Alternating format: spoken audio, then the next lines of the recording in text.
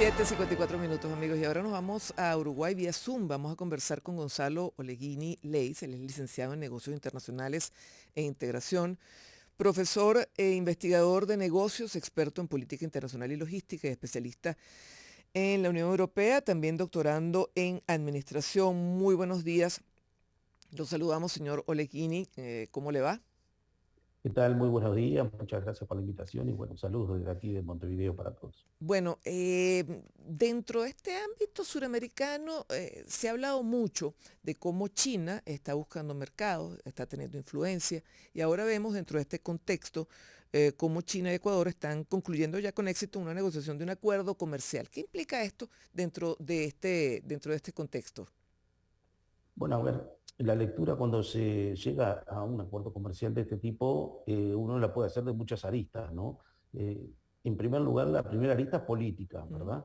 Vemos una gran influencia que China está ejerciendo sobre América Latina y que eso se va traduciendo en el avance en los acuerdos comerciales, ¿no? En mi caso, yo estoy en Uruguay y en Uruguay también está sobre la mesa la ujú. negociación de un acuerdo comercial con China, la cual se ha extendido por diferentes razones, por la posición de Uruguay en el propio Mercosur, pero China aumenta su influencia sobre América Latina a través de este tipo de acuerdos.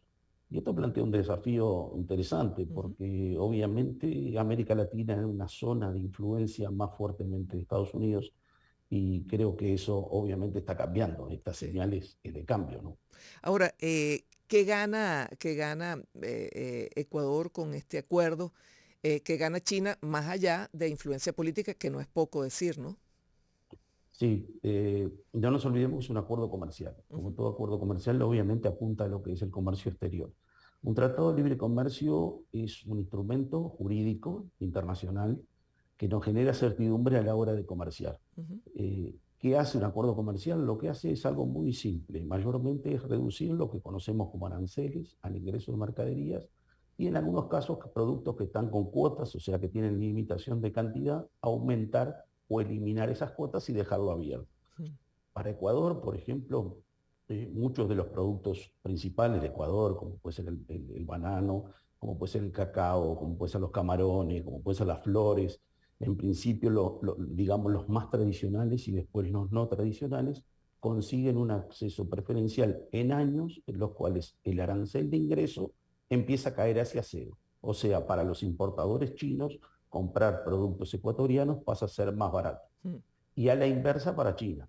Productos que a China le interesa vender en Ecuador, ya sea productos con mayor nivel de elaboración, como puede ser calzado, como puede ser textiles, como puede ser metalmecánica, o sea, productos con otro valor agregado que hoy ingresan a Ecuador con un arancel muy alto, van a tener un proceso en el cual el arancel va a caer en un plazo prácticamente entre 0 y 20 años. Mm. Algunos caen mañana, cuando el acuerdo se Sí. ratifique, mañana digo en sentido figurado, y después tienen hasta 20 años los productos que tienen un más plazo, que son los que tratan de proteger que la industria local se vaya acomodando en ese periodo, ¿no? Sí, estamos leyendo que incluso este paso significaría unos 1.000 millones de dólares más en ventas de Ecuador a China. Se dice fácil, pero 1.000 millones, estamos hablando de un número interesante, ¿no?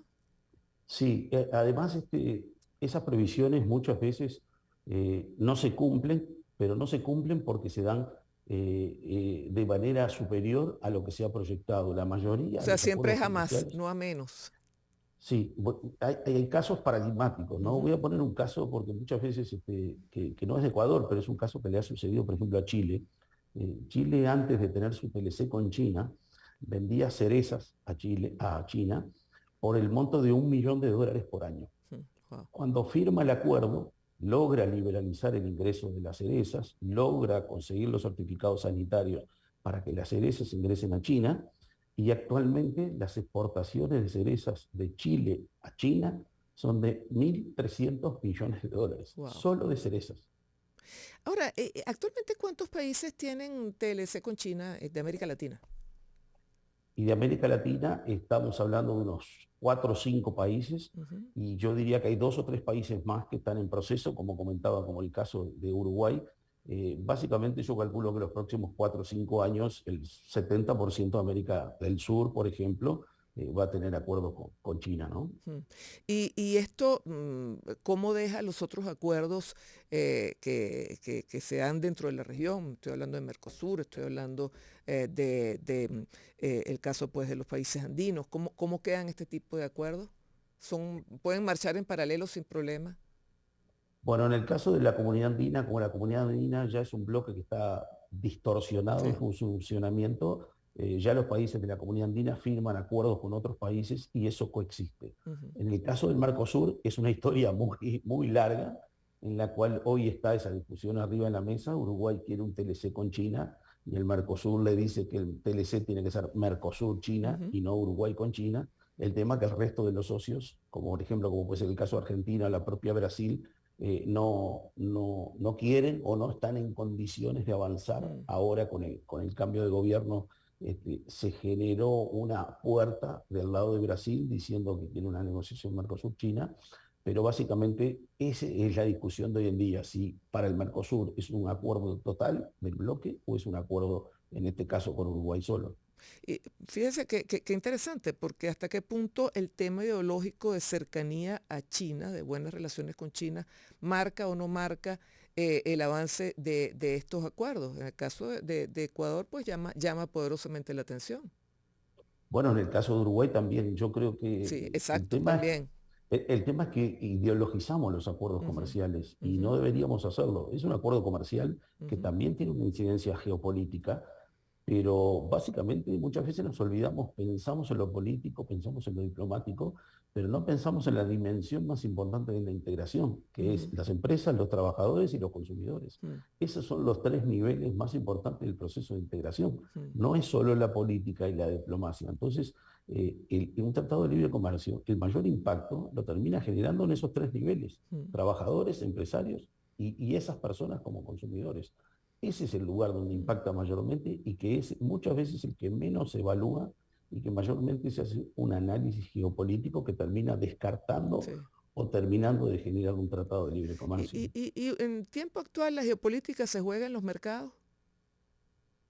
Sí, claro, está claro que esto se juega también en los mercados. Lo que sí no debería suceder es que la geopolítica termine muchas veces minando la negociación o el final de un acuerdo comercial. Pongamos el caso que estamos planteando, Ecuador o Uruguay, con dos gobiernos que están más asociados al centro de Sí, la política y negocian un acuerdo comercial con un país que claramente tiene una ideología política totalmente diferente. sí. Eso es lo que debería suceder, porque si solamente ideologizamos, firmaremos acuerdos solo con los que tenemos una ideología política similar. Sí. Bueno, muchísimas gracias, Gonzalo, por su aporte. Gonzalo Legini Leis, él es licenciado en Negocios Internacionales e Integración, profesor e investigador de negocios, experto en política internacional y logística, y especialista en la Unión Europea y doctorando en administración. 8, 2 minutos, la pausa va a ser muy breve y nos vamos a Brasil al regreso.